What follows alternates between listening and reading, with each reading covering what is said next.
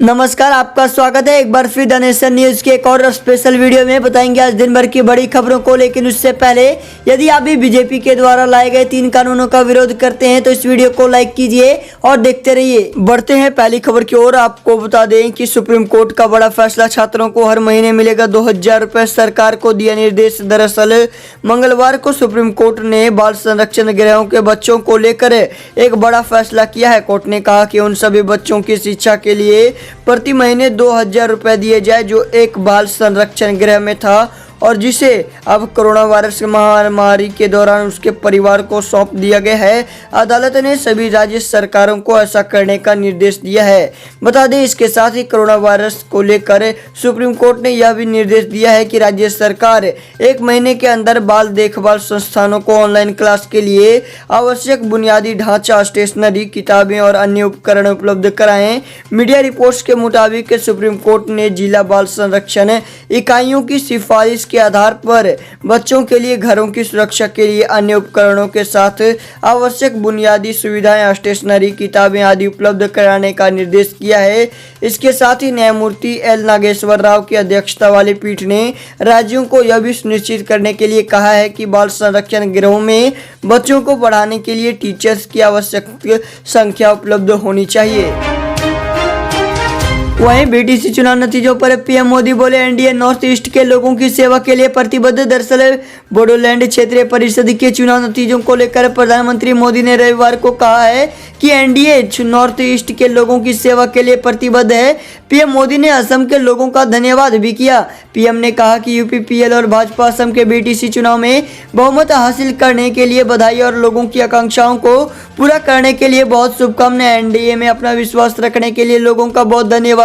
बता दें कि इस चुनाव में यूनाइटेड पीपुल पार्टी लिबरल को 12 सीटों पर जीत मिली है, वहीं भाजपा को 9 और कांग्रेस तथा गण सुरक्षा पार्टी को 1-1 सीट पर जीत मिली है। बता दें कि भाजपा और यूपीपीएल ने औपचारिक तौर पर गठबंधन की घोषणा नहीं की है, लेकिन दोनों ने स्पष्ट बहुमत नहीं मिलने पर चुनाव बाद गठबंधन के संकेत दिए थे। वहीं भाजपा अध्यक्ष जेपी नड्डा ने रविवार को कहा कि बोडोलैंड क्षेत्रीय परिषद के चुनाव नतीजों प्रधानमंत्री मोदी के नेतृत्व में एवं नीतियों में लोगों का भरोसा दर्शाते हैं। नड्डा ने ट्वीट किया, राजग सहयोगी यूपीपीएल और मुख्यमंत्री सर्बानंद सोनोवाल और असम भाजपा के नेताओं को राज्य में बीटीसी चुनाव में स्पष्ट बहुमत प्राप्त करने के लिए शुभकामनाएं। अखिलेश का भाजपा पर बड़ा तंज, कहा सबका साथ वालों ने किसानों से तोड़ा नाता। दरअसल समाजवादी पार्टी के राष्ट्रीय अध्यक्ष अखिलेश यादव ने किसान आंदोलन को लेकर भाजपा पर बड़ा हमला बोला है। उन्होंने कहा कि सबका साथ सबका विश्वास का दावा करने वालों ने किसानों से नाता तोड़ लिया है। 20 दिन से धरना प्रदर्शन कर रहे किसानों की बात सुनने के बजाय भाजपा अब उनके आंदोलन में फूट डालने की कोशिश कर रही है। बता दें कि मंगलवार को एक बयान जारी कर पूर्व मुख्यमंत्री अखिलेश यादव ने कहा कि भाजपा सरकार में असहमति बड़ा अपराध बन गई है। विपक्ष उनको फूटी आंखों से नहीं छुआता है। लोकतंत्र की मान्यताओं में उसका विश्वास नहीं है। देश का अन्नदाता अपनी मांगों को लेकर 20 दिनों से आंदोलित है। भाजपा सरकार उनकी सुनने के बजाय अपनी बात मनवाने की जिद पकड़कर बैठी है। भाजपा ने किसानों में फूट डालने और आंदोलन को बदनाम करने का भी अभियान छोड़ दिया है। उन्होंने कहा कि किसान आंदोलन ने भाजपा के सबका साथ सबका विश्वास नारे की भी पोल खोल दी है।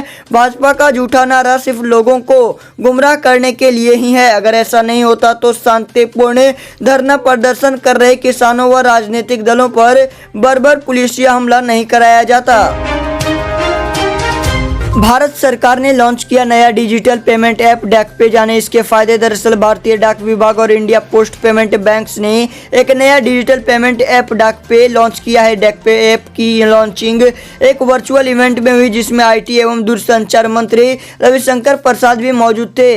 बता दें कि डाक पे सिर्फ एक डिजिटल पेमेंट ऐप नहीं है, बल्कि इसके जरिए संबंधित बैंक और डाक की अन्य सेवाएं भी मिलेंगी। डाक पे ऐप में भी डिजिटल पेमेंट के लिए QR कोड स्कैन करने की सुविधा है। लॉन्च इवेंट में रविशंकर प्रसाद ने कोविड-19 के खिलाफ लड़ाई के दौरान इंडिया पोस्ट पेमेंट बैंक के प्रयासों की सराहना की। बता दें कि सबसे पहले आपको बता दें, डाक पे ऐप को आप फ्री में गूगल प्ले स्टोर से डाउनलोड कर सकते हैं। डाउनलोड करने के बाद नाम, मोबाइल नंबर और पिन कोड के साथ ऐप में प्रोफाइल बनानी होगी। इसके साथ आप अपने बैंक अकाउंट को ऐप से लिंक कर सकते हैं। आप चाहें तो एक से अधिक बैंकों को भी लिंक कर सकते हैं। इसके बाद अब UPI या किसी अन्य तरह का मनी ट्रांसफर कर सकेंगे।